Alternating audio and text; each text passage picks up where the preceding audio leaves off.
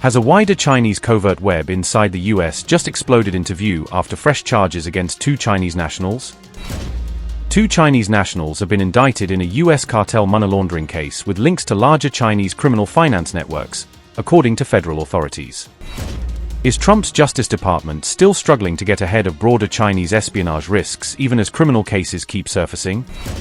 Did fresh allegations tied to China emerge just as tensions over Taiwan and wider US-China rivalry continue to grow? 2 Chinese nationals have been charged in the United States in connection with a drug cartel money laundering case. US officials said the case involves financial networks tied to the Sinaloa Cartel and the CJNG, according to reports. The accused were identified by US authorities as Ruhuan Zhen and Hongce, the South China Morning Post reported. Both men were charged with conspiracy to commit money laundering inside the United States. Reports said the indictment was filed in Virginia and was later unsealed by federal authorities. The U.S. Department of Justice said the alleged conspiracy ran from November 2016 through April 2025. Court documents said the network was involved in moving large volumes of suspected cartel drug proceeds. The funds were allegedly tied to cocaine and fentanyl trafficking flows, according to the South China Morning Post. Prosecutors said the group used mirror transfers and overseas bank accounts as part of the operation. The network was also accused of relying on encrypted apps and trade-based methods to move money. U.S. officials said the operation stretched across the United States, Mexico, China, and other locations. The 2 men were indicted by a federal grand jury in Alexandria, Virginia, according to the South China Morning Post. Notably, U.S. authorities said both accused men remain at large in the case for now. If convicted, each of the 2 men could face up to 20 years in a U.S. prison, the South China Morning Post reported.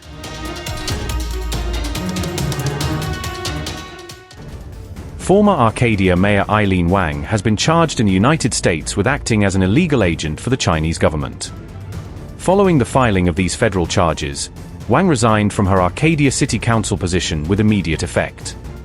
The charges against Wang carry a maximum potential prison sentence of up to 10 years, according to court documents and media reports. U.S. federal prosecutors allege that Wang worked on behalf of the Chinese government in a covert influence operation.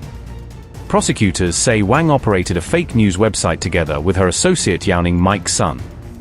Sun is already serving a 4-year prison term in the U.S. over similar charges linked to China-related influence activities. Investigators allege that Wang and Sun posted pro-China content on a site called U.S. News Center under the direction of Chinese officials. The alleged operations on the website, which took place between 2020 and 2022, were aimed at influencing Chinese-American audiences. Prosecutors say Wang sent articles and drafts to Chinese officials using encrypted messaging applications, including WeChat, before publication. She also allegedly coordinated the posting of a letter to the editor from China's Consul General in Los Angeles on the website. That letter is accused of downplaying China's treatment of its Uyghur population in Xinjiang in line with Beijing's official position. Taiwan reacted on May 16 after President Donald Trump said he had not yet decided on future U.S. arms sales to the island. A Taiwanese diplomat used the moment to argue for continued American weapons support amid rising tensions and persistent invasion fears. Chen Mingkai said arms sales have long been a cornerstone of regional peace and stability. Reuters noted that the United States is bound by the Taiwan Relations Act to provide Taiwan with defensive weapons. Taiwan-U.S. arms sales have always been a cornerstone of regional peace and stability, and at the same time this is also a situation confirmed in the Taiwan Relations Act. And our consistent response, when talking about Taiwan arms sales, is that there will always be the same kind of answer. There has been no change in policy, just like the U.S. side has repeatedly emphasized this time, whether it is the Secretary of State or the President, repeatedly stressing that their Taiwan policy has not changed. Likewise, our position on arms sales has also not changed. This, Trump wanting to talk to lie, we will confirm. I think on that there are still many things. After all, this was a conversation on the plane, so I think many things will be left to be followed up and confirmed later. As for what the true intent of his remarks is, I think we still need to further understand. I think what I am saying is that the Republic of China is a sovereign and independent country. I think this is a very clear fact. We in the People's Republic of China are not subordinate to each other. And only the 23 million people of Taiwan can decide our own destiny through democratic means. I think this is something that does not change. Taiwan, in this region, is committed to maintaining peace and stability in the Taiwan Strait and regional security, and is one of the most important assets in this region. This has always been our consistent attitude. The US remains Taiwan's most important international backer as the self-governed island faces growing pressure from China. Beijing claims democratic Taiwan as its own territory and continues to push for eventual unification.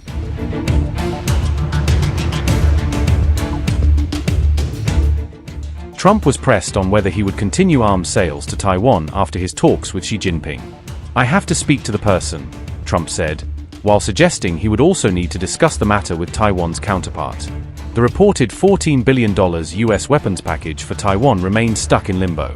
Reports say the White House has paused the formal congressional notification process tied to that package. Taiwan? What did President Xi say to you about Taiwan?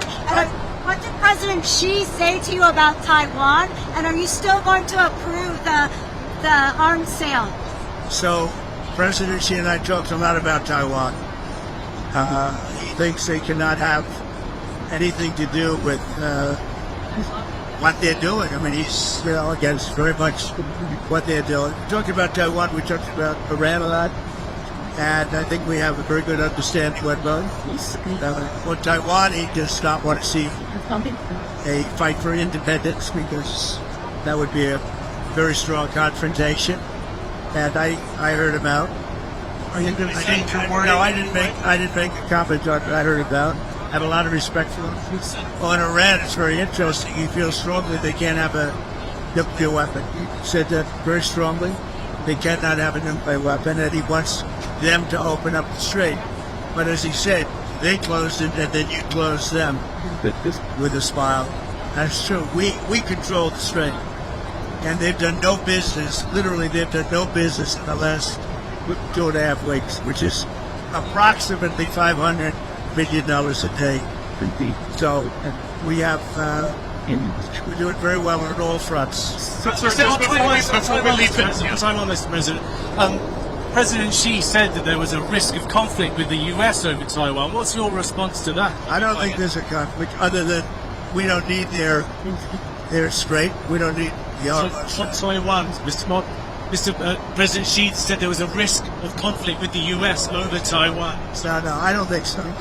I think we're going to be. I think we'll be fine. He doesn't want to see.